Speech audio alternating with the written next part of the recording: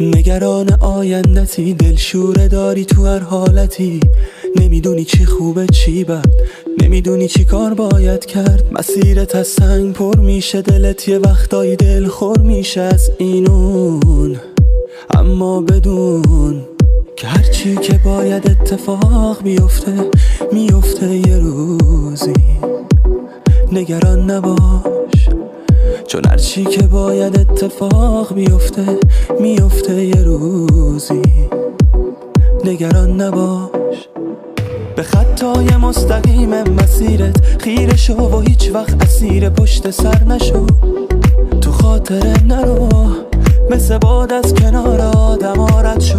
بذار پشت سرت بگن به همین دیوونه رو، بگن این دیوونه رو. فقط تو خلوت بگو با خودت، همش بگو هر سقوط یعنی شروع پروازم. تموم دنیا اگه دست به دست هم بدن، سر راه تو یه صد بشن بازم. هرچی که باید اتفاق بیفته